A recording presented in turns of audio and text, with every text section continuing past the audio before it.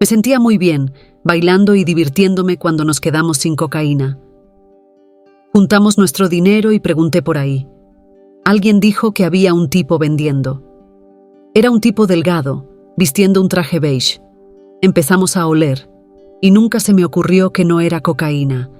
Simplemente no pasó por mi cabeza. De repente, fue como si Popeye me hubiera dado un puñetazo, y sentí que me estaban lanzando hacia arriba. Entonces me di cuenta de que estaba dejando Manhattan atrás, y sentí un gran alivio por escapar no solo de esa discoteca, sino también de toda esa situación y del caos en el que se encontraba mi vida. Estaba completamente exhausta de ser Luisa, de todo el esfuerzo que eso requería.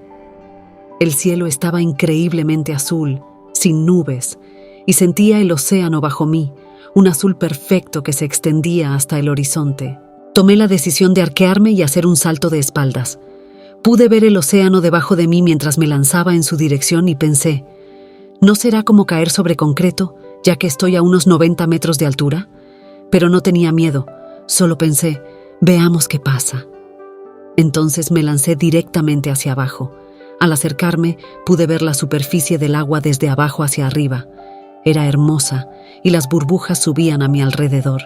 Todo era tan maravilloso que me pregunté si podría llegar a la superficie. De repente, estaba allí.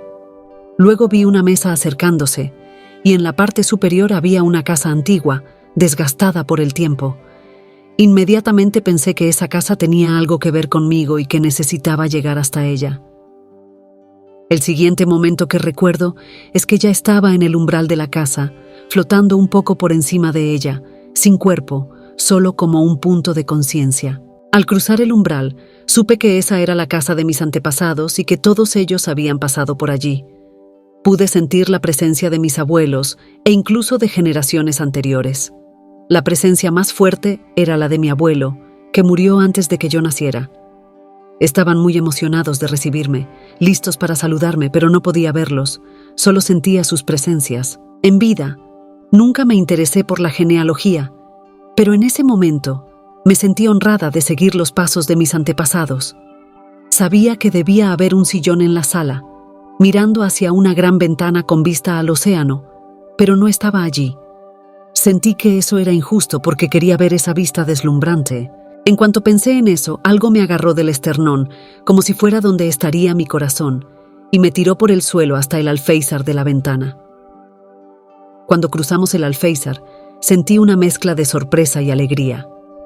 Pronto, el océano estaba frente a mí, y el sol se ponía directamente en el horizonte, creando un camino dorado en mi dirección. Volé por ese camino, sintiendo una increíble sensación de movimiento hacia adelante. Era una sensación deliciosa. Sin embargo, un pensamiento escéptico surgió. ¿Estoy soñando?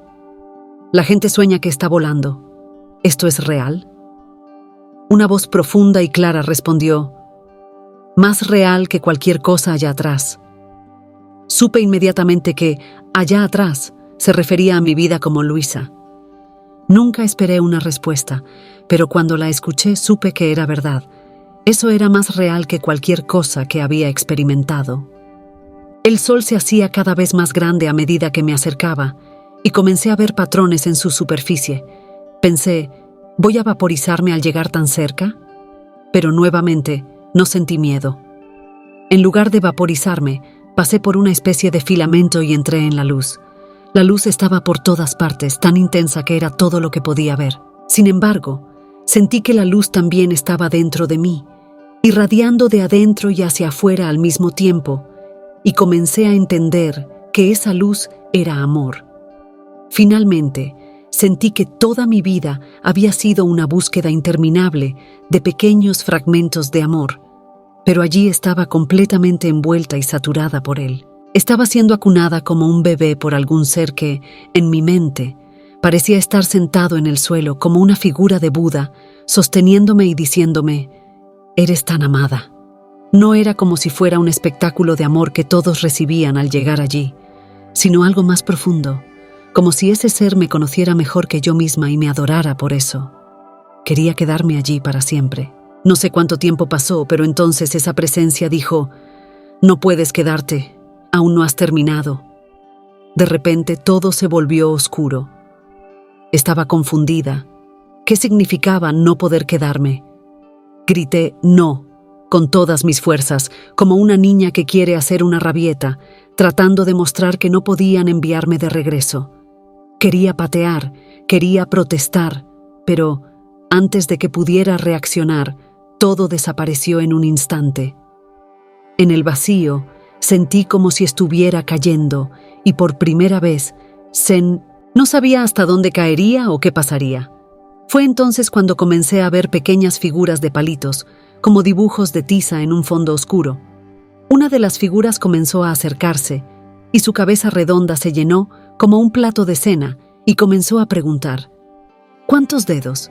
¿Cuál es tu nombre?». Poco a poco comprendí que estaba hablando conmigo y entonces recordé el mundo. Las figuras de palitos se transformaron en las personas a mi alrededor y me di cuenta de que era el bartender hablando conmigo. Había vuelto a la vida. Fue una gran decepción. Recordé que estaba de vuelta en mi cuerpo, que todo era manual nuevamente, que tenía que lidiar con esa existencia limitada. Estaba tendida en el suelo, rodeada por una multitud. Inicialmente pensé que me habían echado agua, como en las películas, pero en realidad era sudor que había derramado cuando volví a la vida. El bartender estaba haciendo RCP en mí todo el tiempo. Estuve en paro cardíaco durante unos 3 minutos, tras sufrir una convulsión grave. El bartender insistió con la RCP, incluso cuando mi acompañante dijo que yo había muerto, que era mejor rendirse. Él pensó que estaba muerta, que mi cuerpo estaba gris, sin vida, pero el bartender no se rindió y volví a la vida. Nunca le agradecí por eso. Mi amigo, o mi acompañante esa noche, se volvió hacia mí y dijo: «Estuviste ausente durante mucho tiempo. Pensamos que no volverías». En mi mente de 22 años me di cuenta de que él había hecho RCP con su boca en la mía y todo lo que pude pensar fue: debe tener unos 30 años. Esto es tan asqueroso, qué vergüenza». Estaba tan avergonzada que solo respondí: «Ah, sí, genial». Encendí un cigarrillo tratando de actuar con naturalidad. Muchos años después me di cuenta de que él me había dado todo lo que yo tenía, todas las experiencias que había vivido, mi hijo. Solo tenía 22 años y no había hecho nada significativo en la vida, y él me devolvió esa oportunidad, me devolvió mi vida. Pero estaba demasiado ocupada tratando de parecer cool para reconocer lo que había sucedido. De repente, me di cuenta de que la ambulancia estaba allí por mí y que eso significaba que iría al hospital. También significaba que mis padres descubrirían que había consumido cocaína y tenido un paro cardíaco, algo que definitivamente no aprobarían. Le supliqué a mi acompañante: «Por favor, no me lleves al hospital, por favor». Él tomó mi mano y corrimos hasta el taxi más cercano. Entramos y él solo le dijo al conductor: «Conduce, solo conduce». A la mañana siguiente, estaba llena de moretones, principalmente en la parte posterior de la cabeza, que estaba completamente hinchada, y en el esternón, debido a la RCP. Hablé con mi compañera de cuarto sobre lo que había sucedido, y ella me preguntó: «¿Crees que ese ser que te sostenía era Dios?». Sabía que sí, pero no podía aceptarlo. Pensé: si esto es verdad, si realmente estuve cerca de Dios y sentí todo ese amor, entonces las personas de la iglesia tienen razón. Eso significaba que tendría que ir a la iglesia. Tuve una visión de mí misma yendo a la iglesia, sosteniendo una Biblia, hablando con otras chicas buenas, mientras el Estudio 54 y Columbus Avenue estaban justo allí, y yo con mis zapatos altos y minifaldas. Decidí: no, seguiré así. No voy a convertirme en una chica cristiana buena. Esa fue la decisión que tomé. No podía deshacerme de quien era. Para mí, se trataba más de mantener mi identidad y mis creencias. Si reconocía que eso era real, tendría que empezar de nuevo, y no estaba dispuesta a hacerlo. Conté a algunas personas sobre la experiencia, pero lo hice como si solo fuera una alucinación interesante, y luego traté de olvidar el asunto. Pero, incluso con el tiempo, los recuerdos no se desvanecían. Siempre que pensaba en ello, era como si estuviera de vuelta, volando sobre el océano y escuchando esa voz que me decía: más real que cualquier cosa que haya pasado. Todavía podía sentir eso, pero quería tanto que fuera solo una alucinación que comencé a racionalizar. Pensé, probablemente tuve una sobredosis de cocaína y entré en paro cardíaco. Tal vez, mientras mi cerebro se quedaba sin oxígeno, hubo una última chispa de actividad y esa chispa se manifestó como esa sensación de amor. Debe haber sido solo un fenómeno cerebral y puedo dejar eso de lado y seguir viviendo como siempre lo he hecho. Pasaron los años sin que nada extraño sucediera y esa historia se convirtió en un recuerdo distante. Mientras tanto, mi alcoholismo empeoraba cada vez más.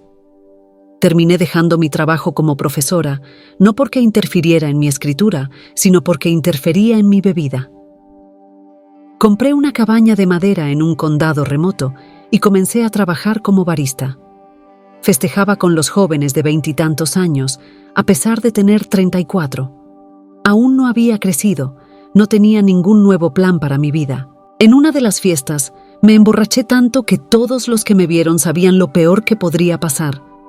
Me quitaron las llaves y me pusieron en la casa de un extraño, pero logré encontrar mis llaves, encontré mi auto y conduje a casa completamente ebria. Llegué a un punto donde la carretera se estrechaba para pasar por una vía de tren. Para mí, parecía un mar de señales reflectantes y simplemente pensé, no me importa lo que pase. Aceleré a 80 kilómetros por hora e intenté pasar por el medio, y lo logré. Llegué a mi casa de madera, salí del auto y recuerdo apoyarme en la puerta. Era una noche estrellada y pensé, vaya, soy increíble conduciendo ebria. Justo después de ese pensamiento, algo pareció venir de las estrellas, atravesar mi cuerpo y salir por mis pies como un rayo.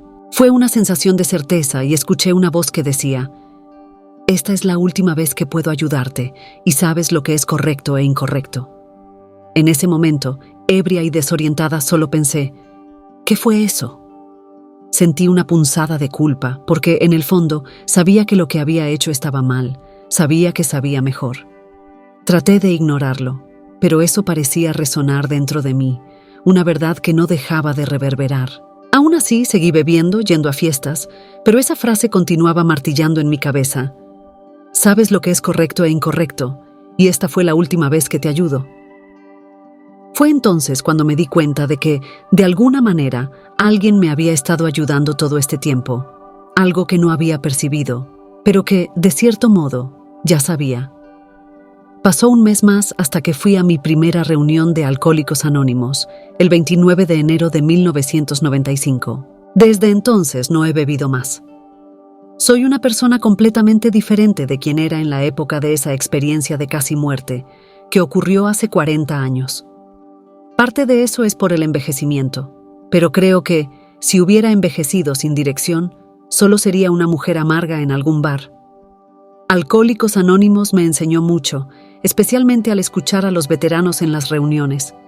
Sin embargo, también hay una parte de mí que ahora sabe, no solo piensa, que Dios es real. Creo que es importante no separar a Dios de otras cosas. Dios es una conexión de inteligencia y amor que en realidad son la misma cosa y está presente en todo. Dios está en los árboles que hicieron esta silla, es la energía que permea todo. No creo que sea útil personificar a Dios como un tipo en el cielo, ni decir que Dios es el jefe y que los ángeles están en un nivel inferior. Para mí, siento que mi ángel es un canal para Dios y yo también puedo ser un canal para Dios. Llevo esto a todo lo que hago.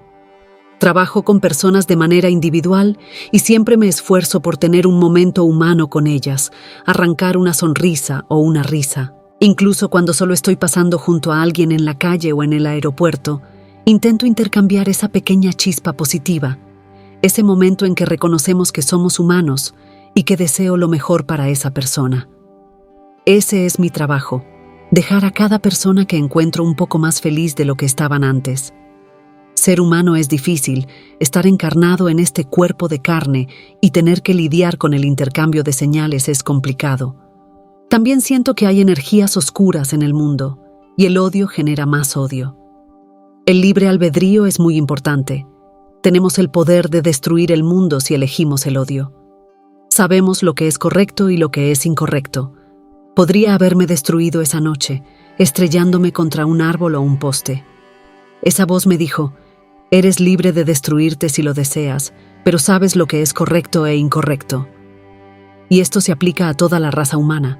Tenemos esos horribles conflictos en el mundo, alimentados por el odio, pero en el fondo sabemos que el amor es lo que realmente buscamos.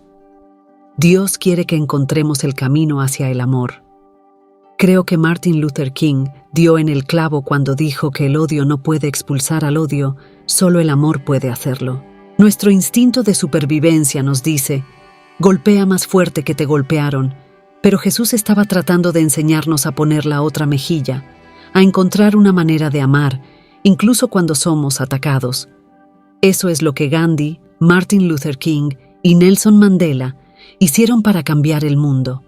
Entendieron que no se debe responder con violencia, sino con amor, para que el otro se dé cuenta de que estaba equivocado al atacarte.